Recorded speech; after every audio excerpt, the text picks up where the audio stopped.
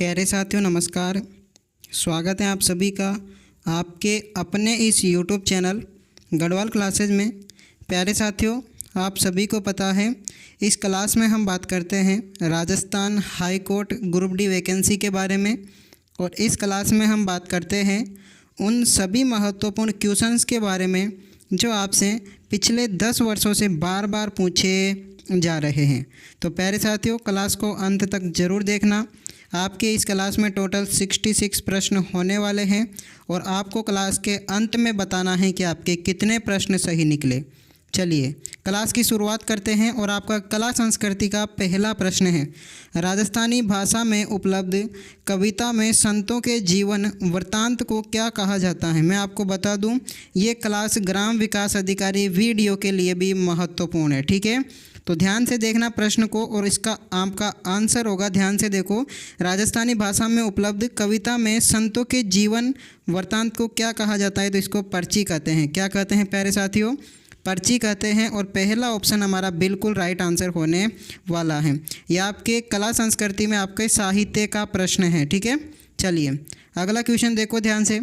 राजस्थान साहित्य को कौन सी श्रेणी या कहानी या कथा विधा में संबंधित है। तो ध्यान रखना है आपके कौन सी श्रेणी, कहानी या कथा विधा में संबंधित है। तो आपके वात में संबंधित है। ठीक है, किस में है? आपके वात से संबंधित है। और गुरुजी हमारा पहला प्रश्न क्या हो जाएगा? बिल्कुल करेक्ट आंसर हो जाएगा। अगर आपने ये वाला टॉपिक नहीं पढ़ा है तो आप इन MCQ को आप देख सकते हो। ठीक है, चलिए अगला क्वेश्चन देखो ध्यान से। क्या प्रश्न है गुरुजी हमारा?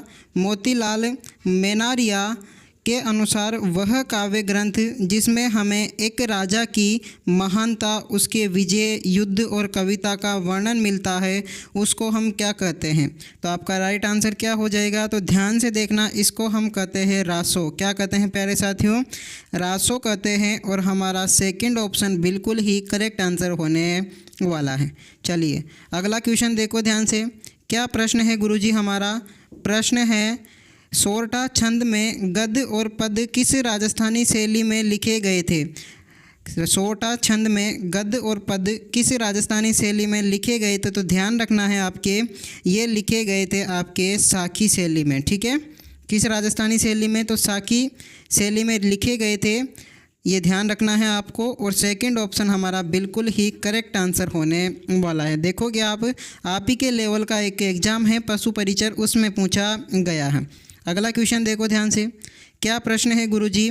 ये भी प्रश्न आपके लिए काफ़ी महत्वपूर्ण है। राणे जगपत राव मरास्या किस शासक की मृत्यु का शोक मनाने के लिए लिखी गई थी। तो कौन सी? राणे जगपत राव मरास्या। जगपत, जगपत प को हटा दो बीच में से तो जगत आ जाएगा। तो महाराजा जगत सिंह के लिए इनकी मृत्यु के शोक में मनाने के लिए लिखी गई थी। ठीक है, तो गुरुजी हमारा कौन सा ऑप्शन होगा? तो सेकंड ऑप्शन बिल्कुल ही करेक्ट आंसर होने वाला है। अगला क्वेश्चन देखो ध्यान से। क्या प्रश्न है गुरुजी हमारा? प्रश्न है, ख्यात विषयक में कौन सा कथन असत्य है। ख्यात विषयक में कौन सा कथन असत्य है। तो आपका तीसरा जो कथन है, ध्यान से देखो, इसमें 16वीं शताब्दी से पूर्व की विशेषता घटनाओं का यथा तथ्य विवरण मिलता है और इसमें आपके क्या होता है? विवरण नहीं मिलता है। ठीक है, ध्यान रखना है 16वीं सदी के बाद में ही विवरण मिलता है, किसमें? ख्यात में। ठीक है, न कि 16वीं सदी से पहले का। तो आपका तीसरा ऑप्शन गलत हो जाएगा, ये आपको ध्यान रखना है। अगला क्वेश्चन देखो ध्यान से। क्या प्रश्न है गुरुजी हमारा? काफ़ी महत्वपूर्ण प्रश्न है। प्रश्न है, राजस्थानी साहित्य में पौरा या फिर आप कहते हो इसको क्या? पवाड़ा। ठीक है, पवाड़ा ज़्यादा महत्वपूर्ण है पौरा की जगह। ठीक है, पवाड़ा क्या है?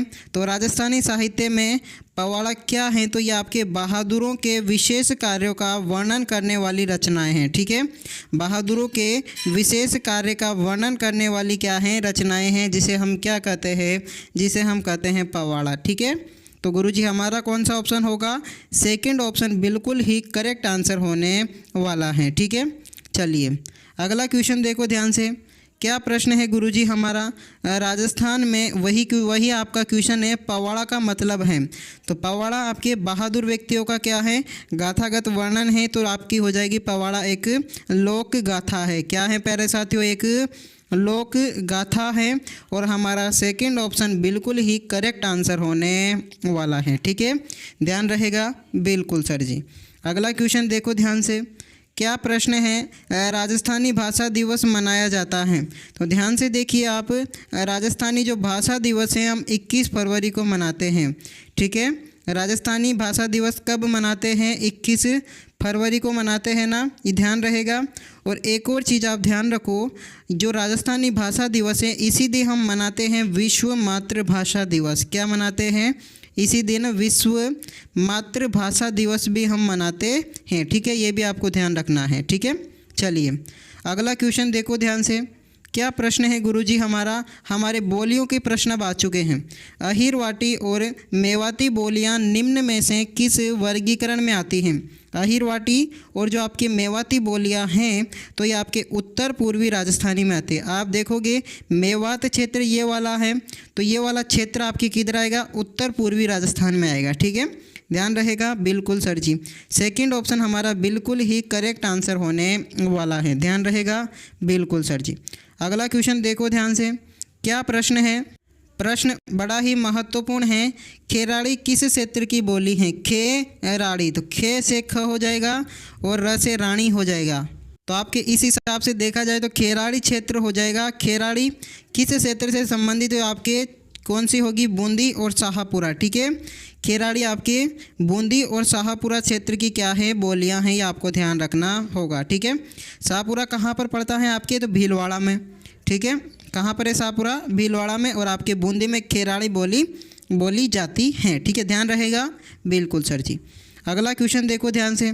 क्या प्रश्न है? एक लिंग महात्म्य किस भाषा में लिखा गया था? एक लिंग जो महात्म्य है ये आपके कौन सी भाषा में? तो ध्यान रखना, आपके संस्कृत भाषा में लिखा था। ठीक है, कब लिखा था? संस्कृत भाषा में लिखा था। और ये किसने लिखा था? तो ध्यान रखना आप, महाराणा कुंभा का कवि था। ठीक है, महाराणा कुंभा का राज कवि था। उसका नाम था आपका कान्हा। ठीक है, क्या नाम था प्यारे साथियों? कान्हा नाम था। उसने आपके एक लिंग महात्म्य के अंतिम भाग को संस्कृत में लिखा था। ठीक है, ये ध्यान रखना है आपको। अगला क्वेश्चन देखो ध्यान से। क्या प्रश्न है गुरुजी हमारा? बड़ा ही महत्वपूर्ण प्रश्न है। बागड़ी राजस्थान के किस क्षेत्र में बोली जाती है? बागड़ क्षेत्र सभी को पता है, तो ध्यान रखना है आपको। बागड़ी जो है अपने राजस्थान में ये डूंगरपुर एवं बांसवाड़ा में बोली जाती हैं। ठीक है, कहाँ पर गुरुजी? डूंगरपुर और बांसवाड़ा में बोली जाती हैं। और तीसरा जो ऑप्शन है हमारा वो बिल्कुल करेक्ट आंसर होने वाला है। ठीक है, ध्यान रहेगा। बिल्कुल सर जी। अगला क्वेश्चन देखेंगे हम ध्यान से। क्या प्रश्न है? अगर अभी तक आपने हमारे चैनल को सब्सक्राइब नहीं किया है तो सब्सक्राइब कर देना। हम डेली आपके लिए क्लास लेकर आ रहे हैं।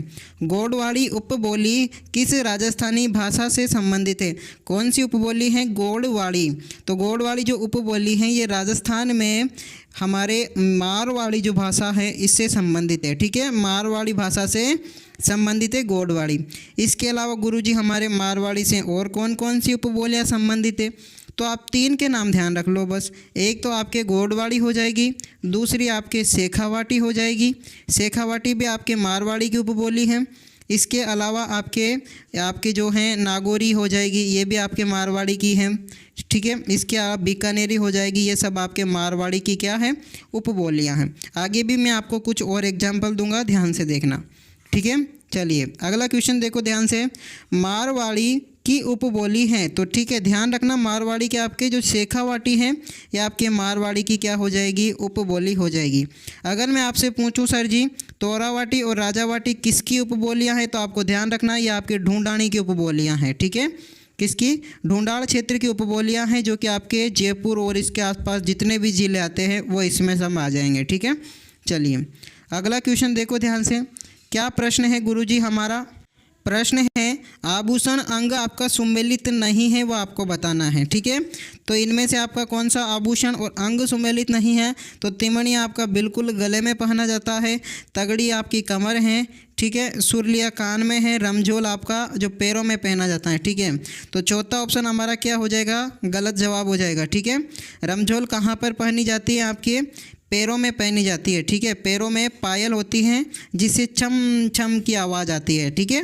तो चौथा ऑप्शन आपका बिल्कुल राइट आंसर होने वाला है, ठीक है। कौन सी आवाज़ आती है, छम छम की आवाज़ आती है, ठीक है। चलिए, अगर कहीं ये आवाज़ आपको रात में आ जाए तो क्या होगा, ठीक है। क्वेश्चन देखो अगला, पूंची, पुंची या पोंच आभूषण कहाँ पहना जाता है। तो ध्यान रखना आप, पूंची और पुंची, किससे पूछ के तूने आभूषण अपने हाथों में पहना है, ठीक है। तो पुंची पुंची आपके पहना जाता है कहाँ पर प्यारे साथियों, तो ये आपकी कलाई में पहना जाता है। कहाँ पर, पुंची और पुंची जो आभूषण है ये आपके कलाई में पहना जाता है। ध्यान रखना, कई बार एग्जाम में आ चुका है, ठीक है। इम्पोर्टेंट है प्रश्न। अगला क्वेश्चन देखो आप, क्या प्रश्न है गुरुजी, प्रश्न बड़ा महत्वपूर्ण है। कौन सा आभूषण कान में पहना जाता है, ठीक है। तो कौन सा जो आभूषण है आपके वो कानों में पहना जाता है, तो ध्यान से देखो आप, टीका कान में नहीं पहना जाता, बुली आपके कान में नहीं पहना जाता, रिमझोल आपके कान में नहीं पहना जाता, लेकिन अगर मैं बात करूँ आपके टोटी आभूषण की तो आपके ये कान में पहना जाता है, ठीक है। तो तीसरा ऑप्शन क्या हो जाएगा, बिल्कुल करेक्ट आंसर होने वाला है, ठीक है। चलिए अगला क्वेश्चन देखो ध्यान से, क्या प्रश्न पूछा है गुरुजी हमने, तो प्रश्न है पगड़ी का आभूषण कौन सा है। तो पगड़ी का आभूषण आपको बताना है। पगड़ी के कई सारे आभूषण हैं भाई, ठीक है। तो उसमें से मैं आपसे बात करूँ, गोखरू ये पगड़ी का आभूषण नहीं है, ठीक है। बलेवड़ा ये आपके पगड़ी का आभूषण नहीं है, झेला आपके पगड़ी का आभूषण नहीं है, सिर पेच की अगर मैं आपसे बात करूँगा तो आपके पगड़ी का आभूषण है, ठीक है। तो कौन सा ऑप्शन गुरुजी, तो ध्यान रखना तीसरा जो ऑप्शन है हमारा सिर पेच, वो आपका बिल्कुल करेक्ट आंसर होने वाला है। ध्यान रखना, पगड़ी को हम राजस्थान में प्रतिष्ठा का प्रतीक मानते हैं। सर्वोपरि क्या है हमारे लिए, पगड़ी है। पगड़ी है तो सम्मान है अपना, ठीक है। चलिए अगला क्वेश्चन देखो ध्यान से, क्वेश्चन है गुरुजी, निम्न में से कौन सा वस्त्र राजस्थान में प्रतिष्ठा का सूचक माना जाता है। तो ध्यान रखना आप, पगड़ी को हम राजस्थान में प्रतिष्ठा का क्या मानते हैं, सूचक मानते हैं। तो प्यारे साथियों मैं आपसे कहना चाहता हूँ, ऐसा कोई काम मत करना जिससे आपके माता पिता को सिर झुकाना पड़े, यानी कि अपने माता पिता की पगड़ी, जो अपने पिता की पगड़ी की लाज रखना, यही मैं आपसे कहना चाहता हूँ, ठीक है। चलिए अगला क्वेश्चन देखो, अब वैसे आप सब समझदार हो। क्वेश्चन है, मोठड़े की पगड़ी पहनी जाती है। मोठड़े की पगड़ी आपके विवाह उत्सव पर पहनी जाती है, ठीक है ना। मोठड़े की पगड़ी कब पहनी जाती है, जब आपका शादी ब्याह होगा तो कुछ उस समय कौन सी पगड़ी पहनी जाएगी, मोठड़े की पगड़ी, ठीक है। तीसरा ऑप्शन हमारा बिल्कुल राइट आंसर होने वाला है। चलिए अगला क्वेश्चन देखो ध्यान से, क्या प्रश्न है गुरुजी हमारा, हिजरी सन का पहला महीना कौन सा है। तो हिजरी सन में टोटल हमारी तरह कितने महीने हुआ करते हैं, 12 महीने हुआ करते हैं, ठीक है। महीने भी मैं आपको एक ही सांस में सुना सकता हूं, लेकिन इतना टाइम नहीं है। तो हिजरी सन का आपको याद करना है केवल 2 महीने। कौन कौन से याद करने हैं, एक तो आपको पहला महीना याद करना है जिसको हम कहते हैं मुहर्रम, क्या कहते हैं प्यारे साथियों, मुहर्रम कहते हैं। और एक आपको अंतिम महीना याद करना है, ठीक है। अंतिम महीने को हम क्या कहते हैं, जिलहिज कहते हैं। क्या कहते हैं, जिलहिज कहते हैं, ठीक है। ये ध्यान रखना है आपको। चलिए अगले क्वेश्चन की हम बात करें, ध्यान से देख लेना प्रश्न को। प्रश्न है गुरुजी हमारा, निम्नलिखित में से कौन सा जैन त्यौहार नहीं है। दशमी तो आपके जैनों का त्यौहार है, महावीर जयंती भी आपके जैनों का त्यौहार है, 10 लक्षण आपके जैनों का त्यौहार है, लेकिन आपके बड़ी सातम या फिर सातुड़ी सातम है, यह आपके जैनों का त्यौहार नहीं है, यह आपके सिंधियों का त्यौहार है, ठीक है। सिंधी समाज का त्यौहार है। अगला क्वेश्चन देखो ध्यान से, क्या प्रश्न है गुरुजी हमारा, प्रश्न है, निम्न में से विवाह के समय राजस्थान का सबसे महत्वपूर्ण अभूज्य सावा कौन सा है। तो विवाह का सबसे जो महत्वपूर्ण हमारा अभूज्य सावा होगा वह कौन सा है, तो ध्यान रखना है आखा तीज, जिसको हम अन्य किस नाम से जानते हैं। तो ध्यान रखना है, इसको हम अक्षय तृतीया के नाम से भी जानते हैं, ठीक है ना। किस नाम से प्यारे साथियों, हम इसको अक्षय तृतीया के नाम से भी जानते हैं। और सेकंड ऑप्शन हमारा बिल्कुल क्या हो जाएगा, बिल्कुल करेक्ट आंसर होने वाला है। और आखा तीज आती कब है, तो ये ध्यान रख लो आप, बैसाख शुक्ल तृतीया कब आती है, बैसाख शुक्ल तृतीया को हम आखा तीज। इस दिन राजस्थान में सर्वाधिक बाल विवाह होते हैं, ठीक है। ये होता है आपका अभुज सावा अक्षय तृतीया। अगला क्वेश्चन देखो ध्यान से, क्या गुरुजी प्रश्न है हमारा, महत्वपूर्ण प्रश्न है, क्या है, खेजड़ी वृक्ष समी वृक्ष की पूजा का प्रावधान किस पर्व से जुड़ा है, ठीक है।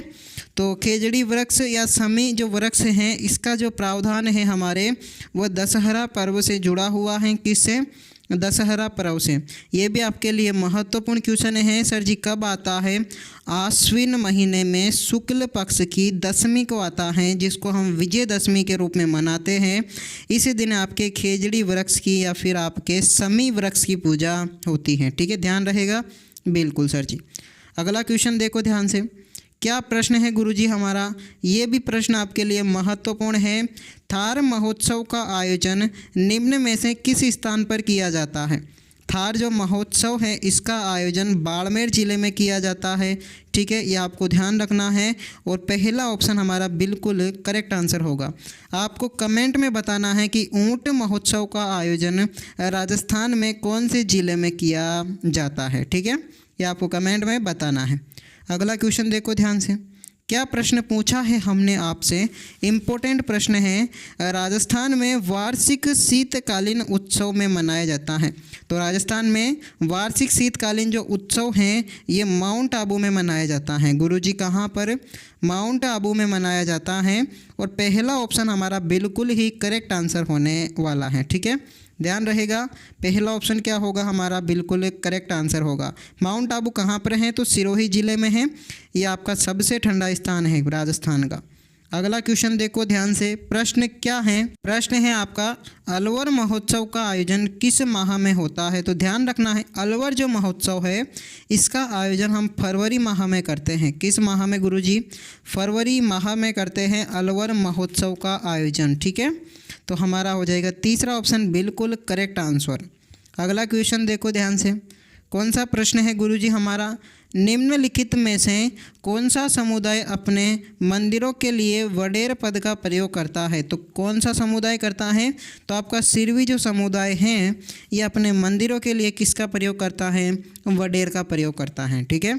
तो कौन सा ऑप्शन हो जाएगा हमारा, तीसरा ऑप्शन बिल्कुल ही करेक्ट आंसर होने वाला है। अगला क्वेश्चन देखो ध्यान से, क्वेश्चन क्या है गुरुजी हमारा, लोक देवी स्थान में सुमेलित नहीं है। तो आपको बताना है कि कौन सी लोक देवी स्थान से सुमेलित नहीं है। तो आपके आई माता, इसमें देखो आप ध्यान से देखो, शीला देवी आपके आमेर में इसका मंदिर है, शीतला माता चाकसू में इसका मंदिर है, आपके दधीमती माता जो है इसका मंदिर है आपके गोठ मंगलौद में, ठीक है। लेकिन मैं आपसे आई माता की बात करूँ तो इसका मंदिर आपका ओसिया में नहीं है, ठीक है। कहाँ पर है गुरुजी इसका मंदिर, तो आई माता जो है इसका मंदिर है आपके जोधपुर के कौन से गांव में, तो जोधपुर के आपके बिलाड़ा में है, ठीक है, जोधपुर के बिलाड़ा में स्थित है किसका मंदिर, आई माता का मंदिर, ठीक है, ध्यान रखना है, आपके सिरवी समाज की लोक देवी हैं ये, ठीक है।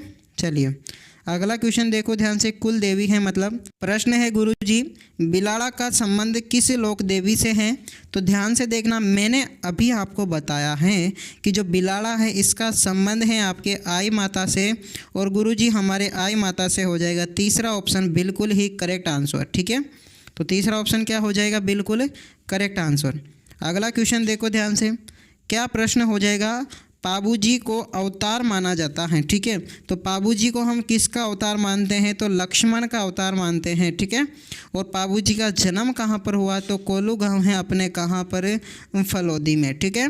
कोलू गांव है अपने कहाँ पर, फलोदी में, जहाँ पर पाबूजी का क्या हुआ है, जन्म हुआ है। राजस्थान में सर्वप्रथम ऊँट जो लाने का श्रेय है वह कौन से लोक देवता को जाता है, तो पाबूजी महाराज को जाता है पश्चिम में ऊँट लाने का श्रेय, ठीक है। चलिए अगला क्वेश्चन देखो आप ध्यान से, क्या प्रश्न हो जाएगा, तो क्वेश्चन है प्लेग रक्षक और ऊँटों के देवता के रूप में प्रसिद्ध लोक देवता हैं। प्लेग रक्षक और ऊँटों के देवता के रूप में प्रसिद्ध देवता है अपने कौन से? पाबूजी महाराज। ठीक है, इनके जो शिष्य हैं वो रेपारी व रायका जाति के होते हैं। ठीक है, इनके शिष्य कौन से हो जाए हैं? रेपारी और रायका जाति के होते हैं, पाबूजी महाराज के। ठीक है, चलिए अगला क्वेश्चन देखो ध्यान से। क्वेश्चन है हमारा इम्पोर्टेंट और सर्वाधिक इम्पोर्टेंट है। क्वेश्चन है राजस्थान का वह लोक देवता जिसने महमूद गजनवी से युद्ध किया था। राजस्थान का वह लोक देवता जिसने मोहम्मद गजनवी से युद्ध किया था तो आपके होंगे कौन? गोगाजी होंगे। जिनके बहादुरी के करते हैं वो मिठे जो आपके मेहा जी के रावले हैं उसमें लिखे हुए हैं। ठीक है, आगे भी आएगा तो मैं आपको बताऊंगा, इसके ऊपर है। तो गोगाजी आपने मोहम्मद गजनवी के समकालीन है, इनसे युद्ध भी किया था। अगला क्वेश्चन देखो ध्यान से। क्या प्रश्न है गुरुजी हमारा? लोक देवता गोगाजी किस शासक के समकालीन थे? तो ध्यान रखना है आपके लोक देवता जो गोगाजी हैं मोहम्मद गजनवी के क्या थे? समकालीन थे, आपको याद रखना होगा। और तीसरा ऑप्शन आपको बिल्कुल करेक्ट आंसर होने वाला है। ठीक है, चलिए अगला क्वेश्चन देखो ध्यान से। क्या प्रश्न हो जाएगा? प्रश्न बड़ा महत्वपूर्ण है। किसकी बहादुरी के करते मिट्ठू मेहा के रावले में उल्लेखित है? तो किसके बहादुरी के हैं? तो गोगाजी के करते हैं। ठीक है, और आपको बताना है गोगाजी का प्रसिद्ध मंदिर कहाँ पर है, कमेंट में आपको बताना है। ठीक है, चलिए तो आपके मंदिर में एक तो आता है शीर्ष मेड़ी और दूसरा आता है आपके धूर मेड़ी। ठीक है, शीर्ष मेड़ी या धूर मेड़ी कह दो या फिर गोगा मेड़ी कह दो। ठीक है, तो ये जो आपके दोनों ही आपको बताने हैं, लिख के एकदम कि शीर्ष मेड़ी कहाँ पर है और गोगा मेड़ी कहाँ पर है। ठीक है, चलिए अगला क्वेश्चन देखो ध्यान से। क्या प्रश्न होगा गुरुजी हमारा? प्रश्न है समता दर्शन और व्यवहार पुस्तक किसने लिखी थी? समता दर्शन और व्यवहार जो पुस्तक है वह किसने लिखी थी? तो ध्यान से देखना आप, आचार्य नानेश मुनि ने लिखी थी। किसने लिखी थी गुरुजी? आचार्य नानेश मुनि ने लिखी थी। और ये क्वेश्चन भी आपके लिए महत्वपूर्ण हो जाएगा। ठीक है, प्रश्न आपसे पूछा जा सकता है। ये सब प्रश्न हाई कोर्ट वालों के लिए फेवरेट है। ठीक है, हाई कोर्ट जो एग्ज़ाम करवाएगी हाई कोर्ट, उनके लिए ये प्रश्न सारे ही फेवरेट होने वाले हैं। अगला क्वेश्चन देखो। सन्यासियों के सुल्तान के उपनाम से किसे जाना जाता है? सन्यासियों के सुल्तान के उपनाम से किसे जाना जाता है? तो आप ध्यान रखना, हमीद उद दीन नागौरी को। ठीक है, हमीद उद दीन नागौरी को सन्यासियों का क्या कहा जाता है प्यारे साथियों? सुल्तान कहा जाता है। और तीसरा ऑप्शन हमारा बिल्कुल ही राइट आंसर होने वाला है। ठीक है, चलिए अगला क्वेश्चन देखो ध्यान से। क्या प्रश्न हो जाएगा? प्रश्न है गुरुजी हमारा, संत हरिदास संप्रदाय के संस्थापक थे।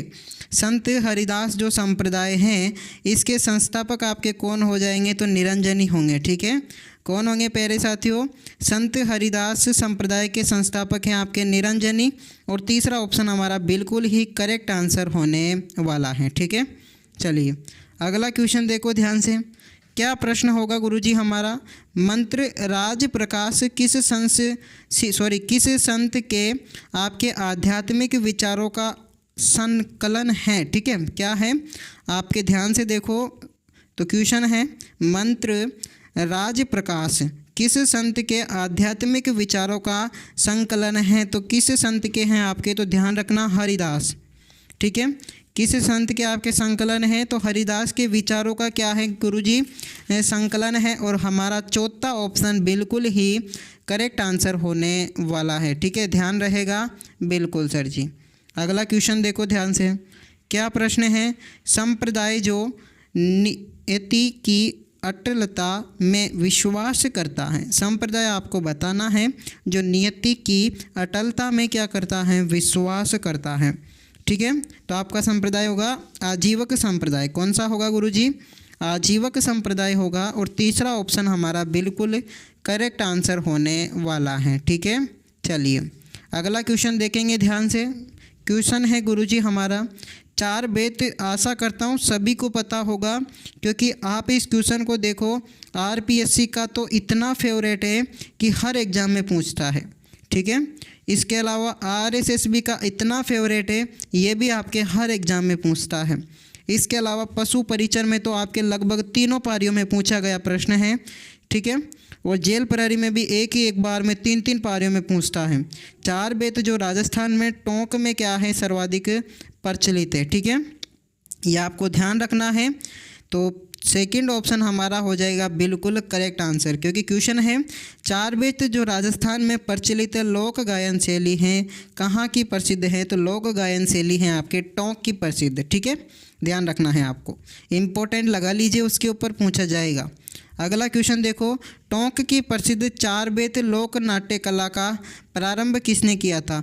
तो प्रसिद्ध 4 बेत जो लोक नाट्य कला है इसका शुरुआत करीम खान निहंग ने किया था। किसने किया था प्यारे साथियों, करीम खान निहंग ने किया था। और पहला ऑप्शन हमारा बिल्कुल करेक्ट आंसर होने वाला है, ठीक है, ध्यान रहेगा बिल्कुल सर जी। अगला क्वेश्चन देखो ध्यान से, क्या प्रश्न है, राजस्थान में भवाई नाट्य में के जन्मदाता थे। तो राजस्थान में जो भवाई नाट्य है इसके जन्मदाता कौन होंगे, तो बागाजी होंगे, ठीक है, कौन है सभी को पता है, ब से भवाई और ब से बागाजी, ठीक है, बागाजी क्या है इस नाट्य के जन्मदाता हैं, ठीक है। इस पर सिर पर मटके लेकर, काफ़ी सारे मटके तो रख लिए सिर पर, और नीचे तलवार पर खड़े होकर क्या कहते हैं, नृत्य करते हैं, ठीक है। इस प्रकार से इनका एडजस्टमेंट होता है कि ये कितनी भी तलवार पर चल ले इनके पैर नहीं कटते हैं, ठीक है ना। ये उस पर खड़े होकर सिर पर कई सारे मटके रखकर नृत्य करते हैं, ठीक है, अपने आपन कर ले तो मर जाए वहीं पे, ठीक है। क्वेश्चन देखो ध्यान से, आदिवासियों क्षेत्रों में इंद्र को रिझाने के लिए महिलाएं हाथ में हथियार लेकर कौन सा नृत्य करती हैं। आदिवासी क्षेत्रों में इंद्र को रिझाने के लिए जो महिलाएं कौन सा नृत्य करती हैं, तो ध्यान से देख लो आप, धाड़ नृत्य करती हैं। कौन सा करती हैं प्यारे साथियों, धाड़ नृत्य करती हैं। और सेकंड ऑप्शन हमारा बिल्कुल करेक्ट आंसर होने वाला है। अगला क्वेश्चन देखो ध्यान से, क्या प्रश्न है गुरुजी हमारा, निम्नलिखित में से कौन सा नृत्य जनजाति नृत्य नहीं है। तो इनमें से आपको बताना है कौन सा नृत्य जनजाति नृत्य नहीं है। तो वालर आपका जनजाति नृत्य है, गौरी आपका जनजाति नृत्य है, मांदल आपका जनजाति नृत्य है, लेकिन आपका घूमर जो नृत्य है ये आपका जनजाति नृत्य नहीं है, ठीक है, ध्यान रखना है आपको। अगला क्वेश्चन देखो ध्यान से, क्या प्रश्न है गुरुजी हमारा, फल बाँचते समय पाबूजी के भोपों का वाद्य यंत्र है। फल बाँचते समय पाबूजी के भोपे किस वाद्य यंत्र का प्रयोग करते हैं। तो आपको ये ध्यान रखना है, पाबूजी के भोपे रावण हत्था का प्रयोग करते हैं। किसका प्यारे साथियों, रावण हत्था का प्रयोग करते हैं। और चौथा ऑप्शन आपका बिल्कुल करेक्ट आंसर होगा, ठीक है।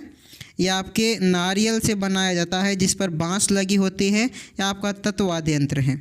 अगला क्वेश्चन देखो ध्यान से, क्या प्रश्न है गुरुजी, रावण हत्था बनाया जाता है तो किससे, नारियल से बनाया जाता है, ठीक है, किससे बनाया जाता है गुरुजी, नारियल से बनाया जाता है जिसमें बांस की लंबी लकड़ी लगी होती है। और पहला ऑप्शन हमारा बिल्कुल राइट आंसर होता है, ठीक है। तो पहला ऑप्शन क्या होगा, बिल्कुल करेक्ट आंसर होगा। अगला क्वेश्चन देखो ध्यान से, क्या प्रश्न है गुरुजी हमारा, निम्नलिखित में से किस लोक वाद्य यंत्र में बांस का लंबा तना होता है, ठीक है। तो मैंने आपको बता दिया बांस का लंबा तना होता है जिसमें बकरी के चमड़े की परत से ढका आधा नारियल का क्या होता है, खोल जुड़ा होता है, ठीक है, क्या होता है, खोल जुड़ा होता है। और ये होता है आपका रावण हत्था, ठीक है, क्या होता है, रावण हत्था होता है। और पहला ऑप्शन हमारा बिल्कुल राइट आंसर होता है, ठीक है। चलिए अगला क्वेश्चन देखो ध्यान से, क्या प्रश्न पूछा है मैंने, प्रश्न है गुरुजी कौन सा तत्व वाद्य यंत्र नहीं है। तो ध्यान रखना है, आपके बप्पंग आपके तत्व वाद्य यंत्र है, दुकाका आपके तत्व वाद्य यंत्र है, जंतर आपके तत्व वाद्य यंत्र हैं, लेकिन नाग जो फनी है, क्या है, नाग फनी, ये आपके कौन सा यंत्र है, सुशिर वाद्य यंत्र है, ठीक है। कौन सा है, सुशिर, सुशिर में इधर की मात्रा लगती है ना, बिल्कुल सुशिर जो वाद्य यंत्र है क्या है, नाग फनी। चौथा ऑप्शन होगा हमारा बिल्कुल करेक्ट आंसर। अगला क्वेश्चन देखो, एक बार था जो मैंने लांगुरिया गीत की जगह बोल दिया था नृत्य, ठीक है, तो सॉरी मैंने गलती से बोल दिया होगा, लेकिन लांगुरिया गीत ही है वो। लांगुरिया गीत किस मंदिर का पर गाया जाता है, ठीक है, लांगुरिया जो गीत है ये किस मंदिर पर गाया जाता है। तो आपके केला देवी के मंदिर पर गाया जाता है। कौन सा गीत, लांगुरिया गीत, ठीक है। पहला ऑप्शन क्या हो जाएगा, बिल्कुल करेक्ट आंसर होने वाला है, ठीक है। अगला क्वेश्चन देखो ध्यान से, क्या प्रश्न है गुरुजी? बिछियो, लालर, पटेलियो, नौखिला और शिखर राजस्थान के हैं क्या? तो इन सभी की बात करूँ तो आदिवासियों द्वारा गाए जाने वाले क्या है? राजस्थानी लोक गीत हैं। ठीक है, ध्यान से सुनो। बिछियो, लालर, पटेलियो, नौखिलो, शिखर, ये राजस्थान के वो प्रश्न हैं जो कि आपके हर एग्जाम में छपते हैं। ठीक है, ये कुछ प्रश्न जो मैंने आपके पिछले 3 प्रश्न बताए हैं, इसके अलावा ये प्रश्न हैं, इसके अलावा अगले 2-3 प्रश्न और हैं, ये तो सभी के फेवरेट है। ठीक है, हर एग्जाम में छपते हैं, ये आपके राजस्थानी लोक गीत है। अगला क्वेश्चन देखो, ये भी इतना महत्वपूर्ण है कि आप फाड़ दोगे एग्जाम को तब भी ये प्रश्न आपको मिलेगा। क्वेश्चन है, पटेलियो, बिछियो, लालर, माछर क्या है? तो आपके क्या है? ये मेवाड़ के प्रसिद्ध गीत हैं। क्या है प्यारे साथियों? मेवाड़ के प्रसिद्ध गीत है और पहला हो जाएगा हमारा बिल्कुल करेक्ट आंसर। ठीक है, यह भी 4th ग्रेड का एग्जाम हुआ था, उसमें भी पूछा गया क्वेश्चन था। 2-2 शिफ्टों में क्वेश्चन आया है ये। ठीक है, ध्यान रखना है आपको। अगला क्वेश्चन देखो ध्यान से, क्या प्रश्न है गुरुजी? प्रश्न है, अप्रैल 1930 में बाल विवाह निरोधक कानून के प्रणेता कौन थे? तो कब की बात कर रहा हूँ मैं आपसे? अप्रैल 1930 में बाल विवाह निरोधक कानून के प्रणेता कौन है? तो ध्यान रखना है आपके राय बहादुर हरविलास क्या थे? आपके विरोधक कानून के प्रणेता थे। ध्यान रखना आपको, सेकंड ऑप्शन बिल्कुल करेक्ट आंसर हो जाएगा। ठीक है, तो ये आपको याद हो तो कर लेना, वरना इतने भी आपके ये क्वेश्चन महत्वपूर्ण नहीं है। ठीक है, लेकिन यह प्रश्न तो आपको याद होना चाहिए। डाकण प्रथा मुख्य रूप से किस जनजाति में पाई जाती है? डाकण प्रथा मुख्य रूप से किस जनजाति में पाई जाती हैं? तो कालबेलिया व मीणा जनजाति में पाई जाती हैं। ठीक है, डाकण प्रथा कालबेलिया और मीणा जनजाति में पाई जाती हैं और पहला ऑप्शन हमारा बिल्कुल करेक्ट आंसर होने वाला है। ठीक है, चलिए अगला क्वेश्चन देखो ध्यान से, क्या प्रश्न होगा? प्रश्न है गुरुजी, राजस्थान में गोला, दारोगा, चाकर, चेला आदि संबोधन किसके लिए प्रयुक्त होते हैं? क्या क्या? ध्यान से देखो, गोला, दरोगा, ठीक है, चाकर, चेला, ये सब क्या है? तो आपके घरेलू दास के लिए प्रयुक्त होता है। ठीक है, किसके लिए? घरेलू दास के लिए प्रयुक्त होता है और सेकंड ऑप्शन हमारा बिल्कुल राइट आंसर होने वाला है। याद हो तो कर लेना, वरना कोई ज़रूरत नहीं है, लेकिन आपको ये प्रश्न याद होना चाहिए। क्या प्रश्न है? वह दुर्ग जिसके चारों ओर खाई होती है वह दुर्ग कहलाता है। वह दुर्ग जिसके चारों ओर खाई होती हैं वह कहलाता है आपका पारीख दुर्ग। क्या होता है गुरुजी? पारीख दुर्ग कहलाता है और हमारा हो जाएगा सेकंड ऑप्शन बिल्कुल करेक्ट आंसर। ठीक है, चलिए अगला क्वेश्चन देखो ध्यान से, क्या प्रश्न है? 1833 ईस्वी में, क्वेश्चन है 1833 ईस्वी में कन्या वध को गैर कानूनी घोषित करने का श्रेय किस रियासत को है? तो 1833 में कन्या वध को गैर कानूनी घोषित करने का जो श्रेय है यह आपको एक कोटा रियासत को जाता है। सर्वप्रथम कन्या जो वध है इस पर कानून घोषित किया था किसने? कोटा ने। ठीक है, पहला हो जाएगा हमारा बिल्कुल करेक्ट आंसर। अगला क्वेश्चन देखो ध्यान से, ये भी आपके लिए महत्वपूर्ण है और वीडियो के लिए तो खास करके। ठीक है, क्वेश्चन देखो, अधोलिखित में से कौन सा दुर्ग धानवन दुर्ग की श्रेणी में रखा जाता है? इनमें से कौन सा दुर्ग है जो धानवन दुर्ग की श्रेणी में रखा जाता है? तो ध्यान रखना है आपके सोनारगढ़ का दुर्ग है। ठीक है, सोनारगढ़ जो किला है जैसलमेर वाला, उसको हम रखते हैं धानवन दुर्ग की श्रेणी में। ठीक है, ध्यान रखना है आपको और चौथा ऑप्शन हमारा बिल्कुल ही करेक्ट आंसर होने वाला है। ठीक है, ध्यान रहेगा बिल्कुल सर जी। अगला क्वेश्चन देखो ध्यान से, क्या है? राजस्थान के किस किले को जल दुर्ग की श्रेणी में रखा जा सकता है? ये भी आपके लिए महत्वपूर्ण प्रश्न है। ठीक है, पूछा जाएगा, किसी ना किसी आपके पारी में छपने वाला प्रश्न है। ठीक है, राजस्थान के किस किले को जल दुर्गों की श्रेणी में रखा जाता है? तो ध्यान रखना है आपके जो गागरोन का जो किला है इसको हम जल दुर्ग की श्रेणी में रखते हैं और तीसरा ऑप्शन हमारा बिल्कुल करेक्ट आंसर होने वाला है। ठीक है, ध्यान रहेगा बिल्कुल सर जी। अगला क्वेश्चन देखो ध्यान से, क्या प्रश्न है? प्रश्न है गुरुजी हमारा, गागरोन किला किस श्रेणी में आता है? गागरोन का जो किला है तो ध्यान रखना है ये अपने किस श्रेणी में आता है? तो जल दुर्ग की श्रेणी में आता है। ठीक है, किस में गुरुजी? जल दुर्ग की श्रेणी में आता है और तीसरा ऑप्शन हमारा बिल्कुल राइट आंसर हो जाता है। ठीक है, तीसरा ऑप्शन होगा। अगला क्वेश्चन देखो, क्वेश्चन ये भी आपके लिए महत्वपूर्ण है। क्या है प्रश्न? धाराधारगढ़ दुर्ग कहाँ स्थित है? धाराधारगढ़ जो दुर्ग है ये अपने कहाँ पर स्थित है? तो ध्यान रखना है चौमू में स्थित है। अब आप कमेंट में बताओगे मुझे सर जी चौमू कौन से ज़िले में स्थित है? ठीक है, चलिए धाराधारगढ़ चौमू में है, चौमू आपके कहाँ पर है ये आपको कमेंट में बताना है। अगला क्वेश्चन देखो, क्या प्रश्न है? भटनेर दुर्ग के निर्माणकर्ता कौन थे? भटनेर दुर्ग के निर्माणकर्ता कौन थे? तो ध्यान रखना है आपको, राजा भूपत कौन थे अपने भटनेर दुर्ग के निर्माणकर्ता थे। कौन थे? निर्माणकर्ता। अगर मैं आपसे बात करूं सर जी भटनेर दुर्ग कौन से ज़िले में है? तो आपके हनुमानगढ़ ज़िले में है। ठीक है, कहाँ पर है? हनुमानगढ़ ज़िले में है। मैं बात करूं कौन सी नदी पर है? तो घग्गर नदी पर। ठीक है, तो घग्गर गलत लिख दिया, ये लो घग्गर नदी पर। अब सही है। अगला क्वेश्चन देखो ध्यान से, क्वेश्चन क्या है गुरुजी हमारा? क्वेश्चन है भटनेर किला स्थित है तो कहाँ पर? तो ध्यान रखना है आपके हनुमानगढ़ ज़िले में स्थित है। कहाँ पर गुरुजी? हनुमानगढ़ ज़िले में स्थित है और पहला ऑप्शन हमारा बिल्कुल राइट आंसर होने वाला है। अगला क्वेश्चन देखोगे आप ध्यान से, तो क्वेश्चन जब आप देखोगे तो पता चलेगा, इम्पोर्टेंट प्रश्न है। बाला किला राजस्थान के किस ज़िले में स्थित है? ध्यान रखना है आपको, बाला जो किला है राजस्थान के अलवर ज़िले में स्थित है। ठीक है, कहाँ पर है गुरुजी? तो अलवर ज़िले में स्थित है और सेकंड ऑप्शन हमारा बिल्कुल राइट आंसर होने वाला है। अगला क्वेश्चन देखो ध्यान से, क्या प्रश्न है गुरुजी हमारा? चार चौमा मंदिर राजस्थान के किस ज़िले में है? चार चौमा जो मंदिर हैं ये राजस्थान में है, अपने कौन से ज़िले में? तो कोटा ज़िले में होगा। ठीक है, कहाँ पर है चार चौमा मंदिर? राजस्थान के कोटा ज़िले में स्थित है।